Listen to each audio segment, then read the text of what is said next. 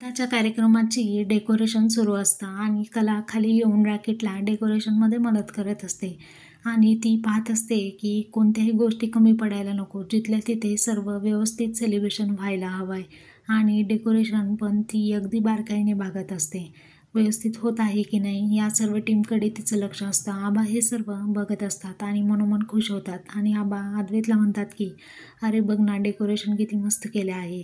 या घराची अगदी शोभाच वाढली आहे, असं ते अद्वैतला म्हणत असतात. पुढे ते म्हणतात की माझं घर, आपलं घर जे आहे ते किती देखणं दिसत आहे.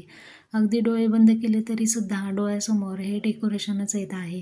कलाने तिच्या परीने किती व्यवस्थित केलेलं आहे हे बघून आबा सर्वांसमोर कलाचं कौतुकच करत असतात. तिला म्हणतात की एकटीने हे सर्व काही तू केलेलं आहे, याबद्दल खरंच तुझं कौतुक आहे.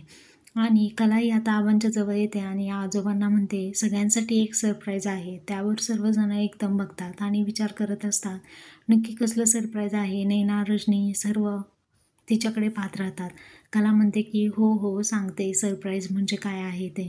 त्यानंतर आज आपल्याकडे संगीत बसवण्यासाठी कोरिओग्राफर येणार आहेत असं ती म्हणते. आबा म्हणतात अगं पण अनामिकाला तर बोलवून घ्यावं लागेल ना. सोहमबरोबर तिचा कपल डान्स आहे म्हटल्यानंतर काजलला हे सर्व ऐकून डोळ्यामध्ये पाणी आलेलं असतं. तिला हा प्रसंग अगदी मनावरती दगड ठेवून ती तिथे उभा असते. कला आणि आबा म्हणते की आजोबा मी बोलवलं आहे अहो अनामिकाला पण. अद्वैत म्हणतो की कुठे आहे अनामिका. तेवढाच अनामिका सर्वांना सरप्राईज देते आणि दारामध्ये उभीच असते.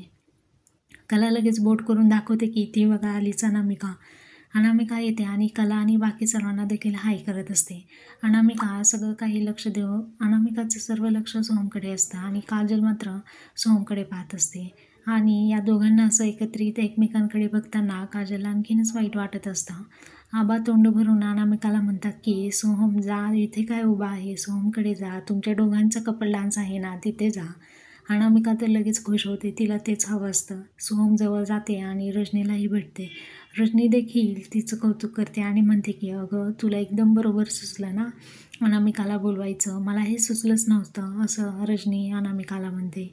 आबा म्हणतात की अगं रजनी, ज्याप्रमाणे तू या घरची जबाबदारी घेतेस ना त्याप्रमाणे आम्हालासुद्धा कुठे जमते अगं. हीच जबाबदारी घेण्याचं आमचं काही वय आहे का. अगदी तोंड भरून आबांनी कलाचं कौतुक केलेलं असतं.